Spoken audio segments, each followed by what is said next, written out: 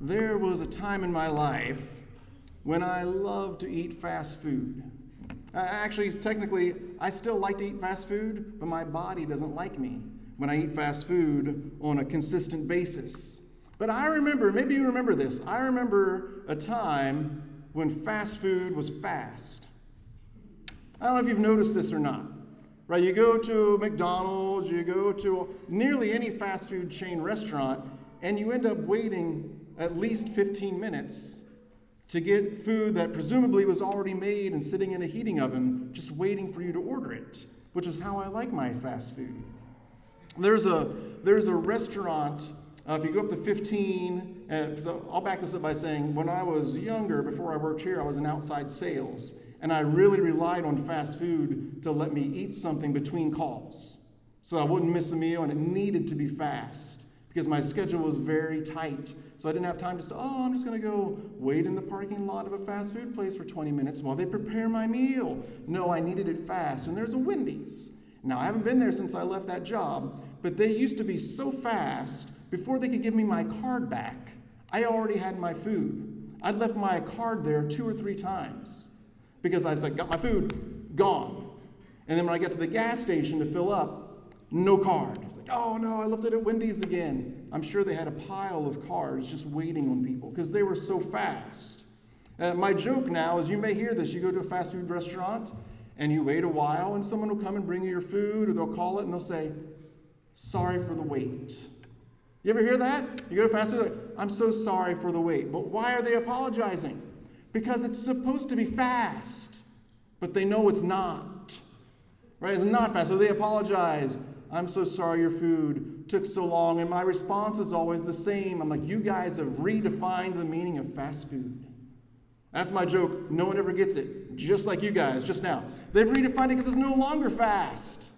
It's slow food. It takes time. It's interesting when you define what it means and when that definition changes. It can be a little disappointing when we change the meaning of what fast food is. What does it mean to be church? What does it mean to be a Christian? What does it mean to be a follower of Jesus? And throughout history, we've redefined this in many different ways, but one of the things that we see in the Gospel of Luke is Luke has a very precise understanding of what it means to follow Jesus. And that following of Jesus has very little to do with what happens inside of church. In fact, you will never see Jesus hardly ever talk about whatever happens inside of a building. It's always about what happens in our communities and with our friends and with our families and with the people that surround us, how we treat those who are around us, how we treat specifically in Mark and Luke, how we treat the people around us who are in need. That will be the defining characteristic of someone is following Jesus, or are they not? Do we care about the needs of the people around us? And it's interesting that Ignacio picked this verse. I'm just going to skip right to it. It's the same exact passage that he read for the Lord's Supper talk. If you don't understand Luke chapter 4, the section that Ignacio read and the section that I'll read and expand on, you don't understand the Gospel of Luke. You can't understand it. It's of primary importance. When Jesus came to Nazareth, his hometown, he went to the synagogue on the Sabbath day, as was his custom. He stood up to read, and the scroll of the prophet Isaiah was given to him. He unrolled the scroll and found the place where it is written, "The Spirit of the Lord is upon me, because..." I want to focus in a little bit. I've got a lot of scripture to get through, so my apologies. Although some of your comments on the comment cards from the consultant was I need to preach longer, so I'm going to give it a try. So the Spirit of the Lord is upon me because. And what it means is the Spirit of the Lord has been given to me for a purpose and for a reason. There is a reason that God gives his Spirit to his people. There's a reason that God gives his Spirit to Jesus. He says he's given it to because he has anointed me to bring good news to the poor. This was last week's lesson and many lessons in Luke. If your gospel message is not good news to the poor, then it is not the gospel message of Jesus. Got to let that sink in. if the message that you proclaim is not good news to the oppressed, to the afflicted, to the infirm, then it is not the message that Jesus proclaimed. He sent me to proclaim release to the captives.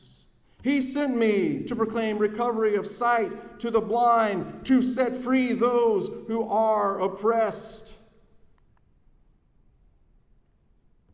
to proclaim the year of the Lord's favor. Remember, throughout this series, we've been saying this is the year of Jubilee, when things are set right, when diseases are healed, when blindness is cured, when deafness is cured, when your debts are forgiven, and you can start all over again, fresh and new and free. The Spirit of the Sovereign Lord is upon Jesus to proclaim that year. Whatever purpose Jesus has is the purpose that we have. We are his body. And he rolled up the scroll, gave it back to the attendant, and sat down. The eyes of all in the synagogue were fixed on him. Then he began to say to them, "Today this scripture has been fulfilled in your hearing." And I think it's interesting because at first they're fairly happy with this. All spoke well of him and were amazed at the gracious words that came from his mouth. They said, "Is this not Joseph's son?" They're surprised because Joseph is a handyman. Joseph is a carpenter. He's a day laborer. How did his son come with such knowledge and such wisdom? They're astounded.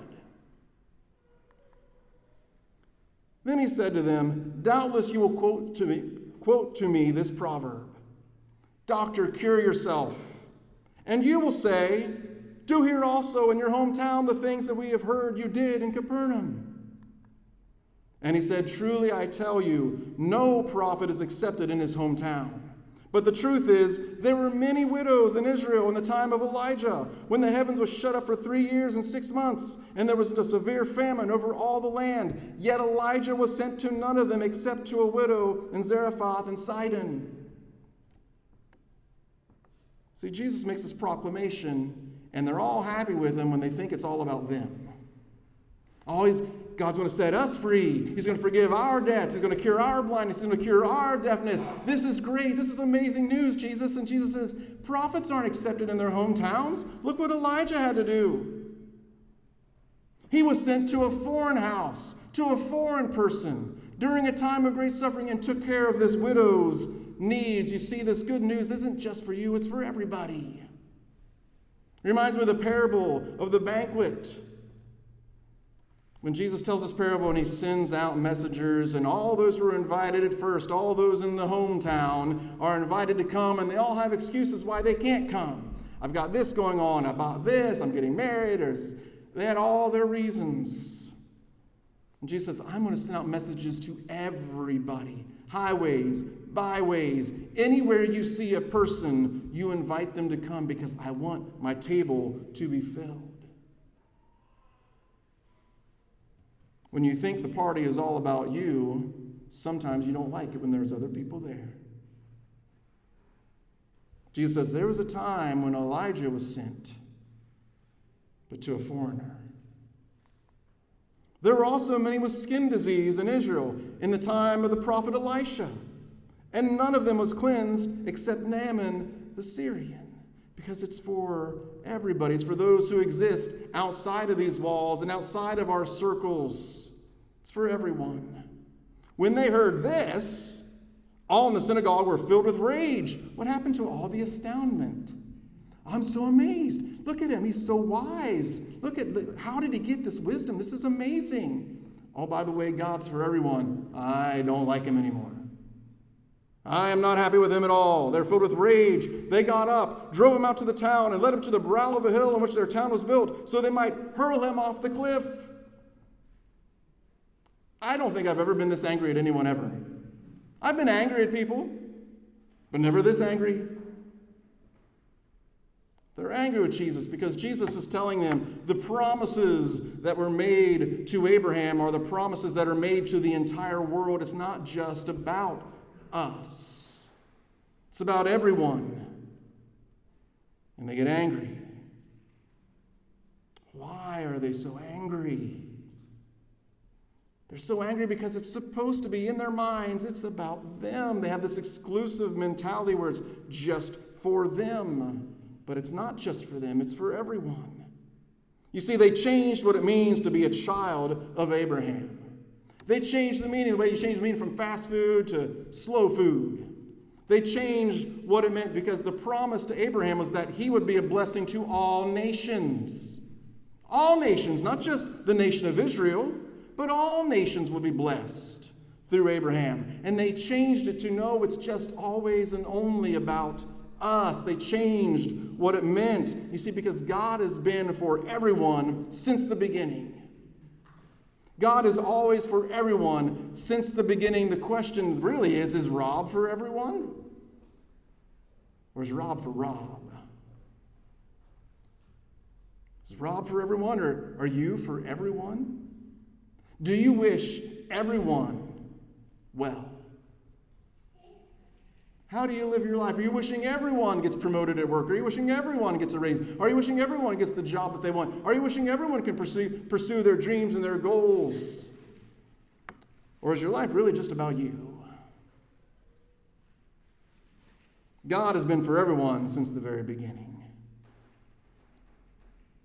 Just to finish the story, but he passed through the midst of them and went on his way. We don't know what that means, but they didn't throw him off a cliff that day. They don't get to kill him that day. They will kill him. But not today. You ever see someone wearing one of those shirts that says, "Not today, Satan, not today"? Saw a lady at a grocery store wearing one. I was like, I get it. One day maybe, but not today, boy, not today. They will kill him. But not that day. If you don't understand this part of Luke, much of what Luke says later on will not make as much sense. This was a very hard sermon for me to prepare because this is what I wanted to do, and you can thank me for not doing it. I wanted to go through every story in the Gospel of Luke that is attached to this story, and that turns out it's basically all of them. But we've already gone through a lot of these stories. We've been going through Luke since September.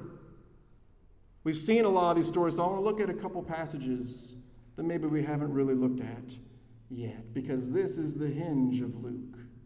Luke chapter 4 is the hinge that everything else kind of swings on, or maybe another way to think about it is Luke 4 is the lens that you look through when you understand the rest of the Gospel of Luke, and if it gets out of focus, then you don't really understand what is happening. Luke chapter 13. I'm going to ask someone to do a favor. Can someone just turn the dial on the air conditioner over here and on the one over there? If you could, it's just a little white dial. You just crank it to like an hour.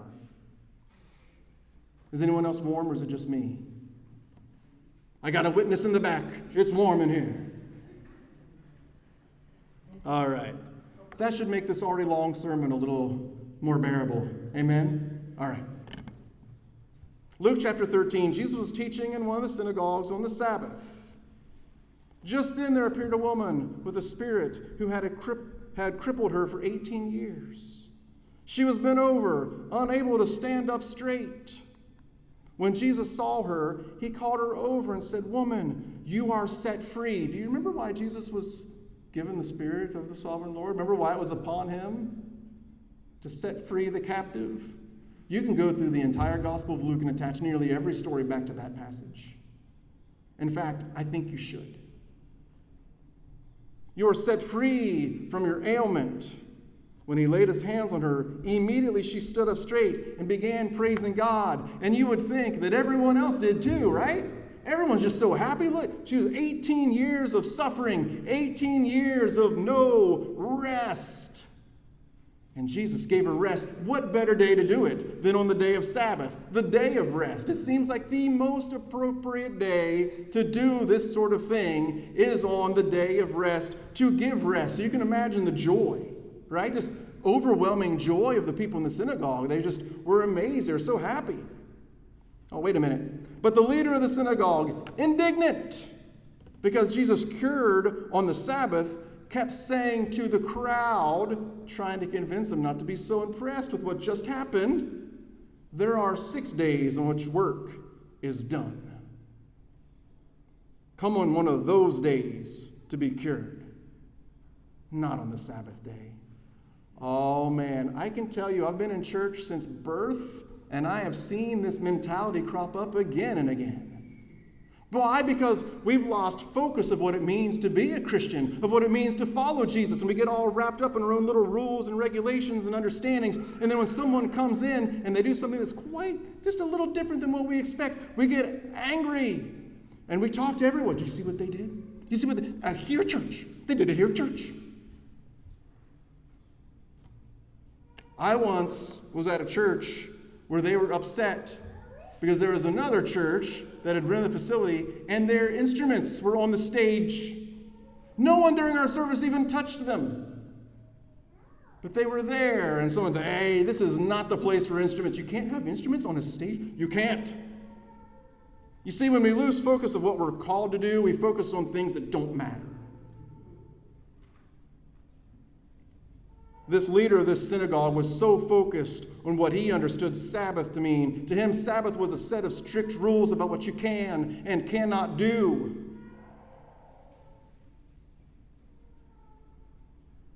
And he'd forgotten, why do we even have Sabbath?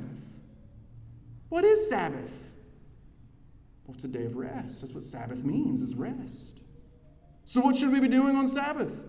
Resting. Is she resting? No, she's in pain and has been for 18 years. They should celebrate that Jesus gave her rest. But instead he says, can you just please come back tomorrow?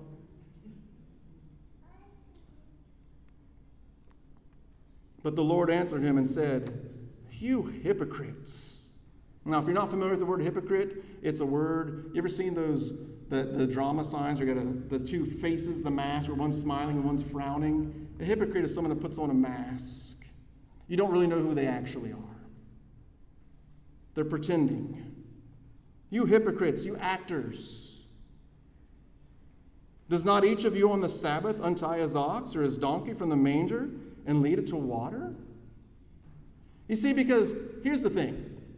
You can have a set of rules in your head that you think you adhere to pretty strictly, but if you grew up always on Sabbath going out and untying your donkey, leading it to water, it never occurred to you that maybe you shouldn't do that, because that's just what you always did. Oftentimes we take what we have always done as the way things should be. So Jesus just hits him with some common sense. So you're going to tell me that you're going to untie your ox and lead it to water, but I can't heal her?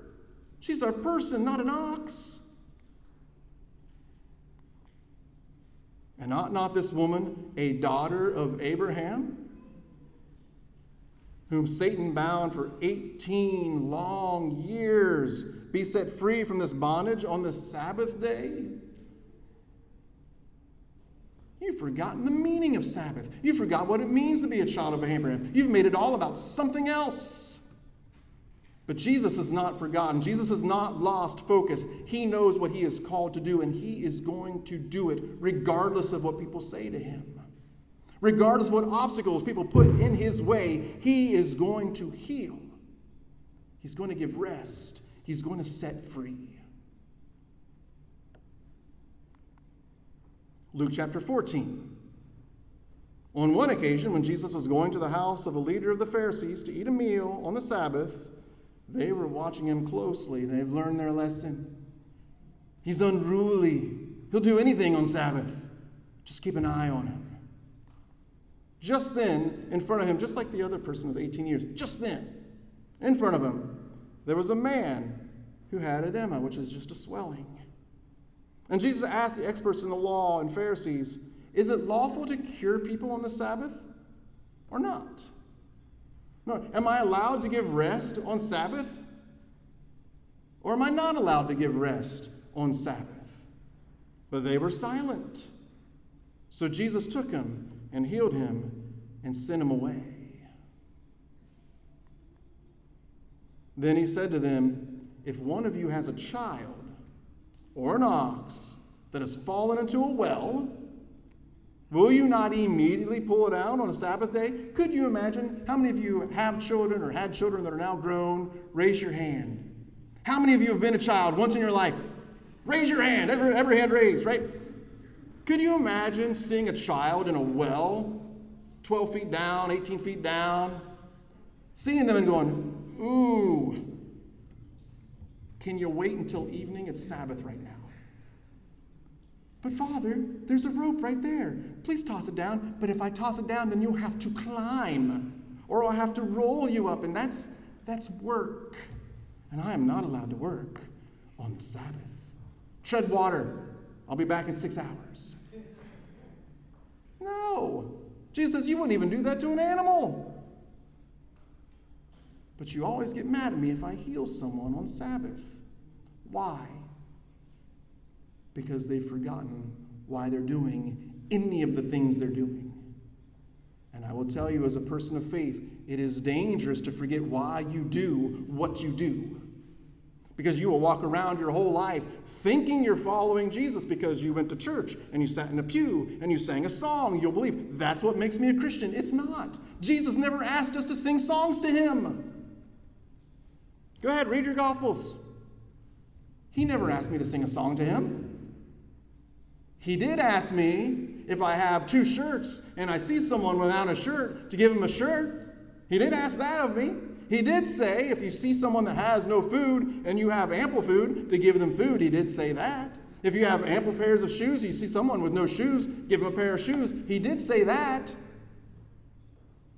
It's so easy when we lose focus of what God has called us to do to focus on what God hasn't called us to do and make that the big deal. They've forgotten why they're there in the first place. Don't forget why you're here. Don't forget why you're here. I'll be 50 next year. I was going to say I'm beyond the halfway point, but people in my family lived about 100 or so maybe I'm at the halfway point. I ain't got much time left. Don't forget why you're here. Don't forget why God made you. Don't forget why God called you, why you come to this place. You come to this place to get encouragement and have fellowship and friendship, and we can work together and we can help each other, and we go out encouraged as we go out into the world, because there are people who they need Jesus, but they also need you to act like Jesus and to do the things that God has called us to do. Otherwise, we'll sit in the building and be like, they had a guitar on their stage. That's unacceptable. We lose focus. Lack of focus leads to blurred vision. When you forget why you're called, you forget your whole purpose in life. You just forget. Luke chapter 9. An argument arose among them concerning which of them was the greatest. This is just the kind of argument Jesus doesn't care about at all. I'm the greatest Christian. No, I'm the greatest Christian. I've sat in meetings when I was in the secular world with other Christians, and they said, oh, I've walked with some real spiritual giants. Like, what are you talking about, spiritual giants? They were people, right? That means they're full of mistakes and stuff, right? There are no spiritual giants. They're just people doing their best. An argument arose among them concerning them being the disciples of Jesus. Which one of them was the greatest? I don't think I would have liked to have been there. I don't think Jesus liked to have been there. But Jesus, aware of their inner thoughts, took a little child and put the child by his side. This is important because in the ancient world, children were to be seen and not heard, and maybe not even seen. Just keep them away. This is adult stuff. That's kind of how my grandpa was growing up. Keep the kids away. I don't have to deal with their noisiness. I don't want them near me. Maybe when they're older, I'll talk to them, right? Just leave them alone. Put them over there. That was the ancient world. And Jesus says he grabs a little child, probably a child that everyone else thought, why is that kid even here? We're talking about adult things, important things. So he took a little child and put the child by his side, and he said to them, whoever welcomes this child in my name welcomes me. And whoever welcomes me welcomes the one who sent me, for the least among all of you is the greatest. If you want to be the greatest, that's fine, but just realize to do that, you have to become the least. Just like this little kid. They got it all wrong. John answered, Master, we saw someone casting out demons in your name. And instead of celebrating that they were setting people free, they're celebrating Jubilee with them, we tried to stop him. Because he does not follow with us. But Jesus said to him, do not stop him. For whoever is against you is for you. Now, I will say this. I believe all of us have a little Pharisee living inside of us. If you grew up in church, that is.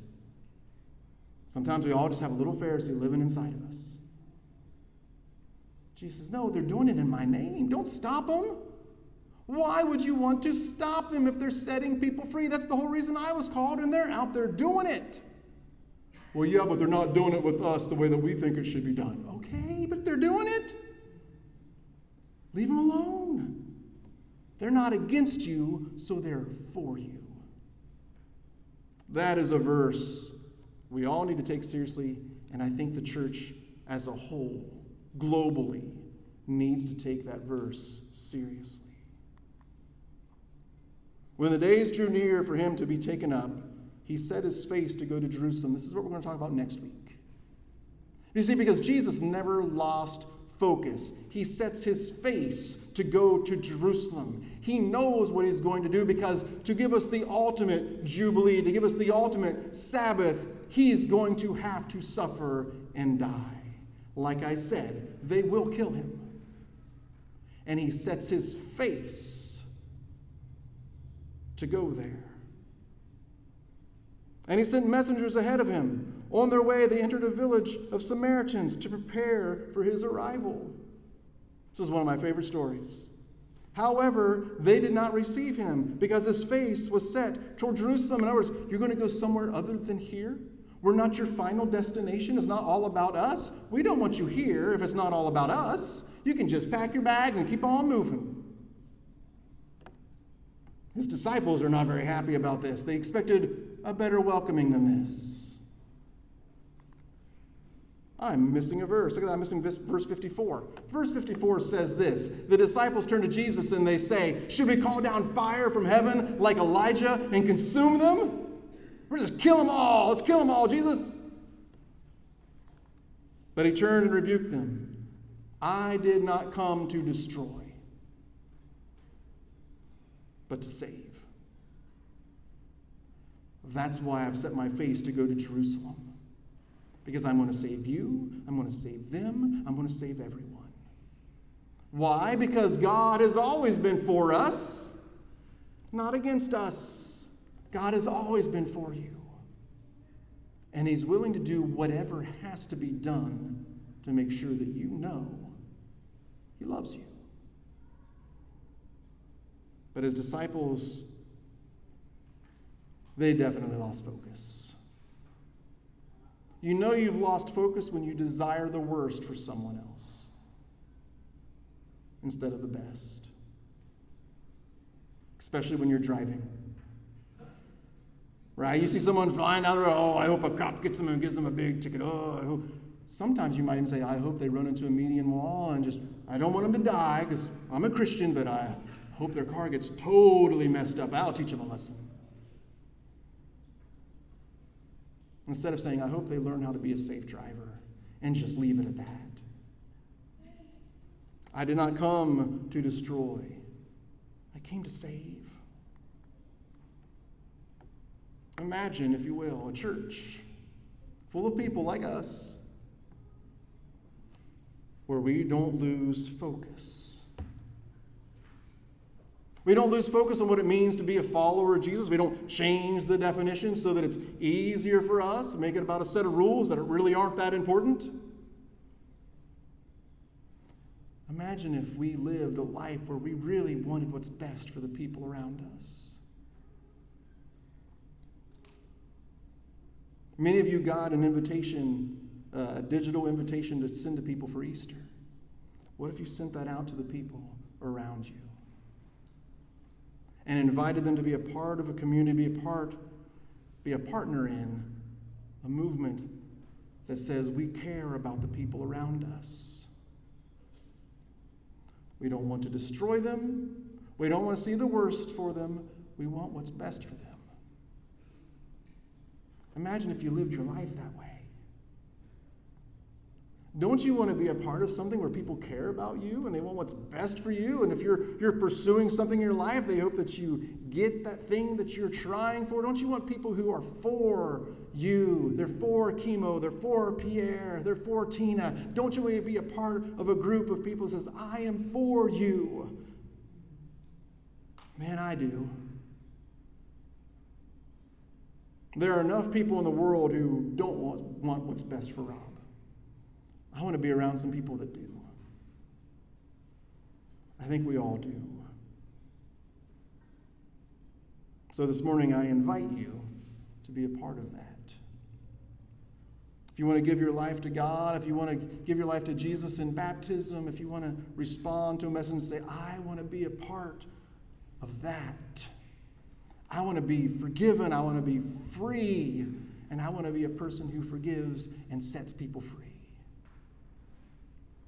If that's you, you've come to the right place. For those of you who participate in Youth 1050, if you want to follow Brandon out to the classroom,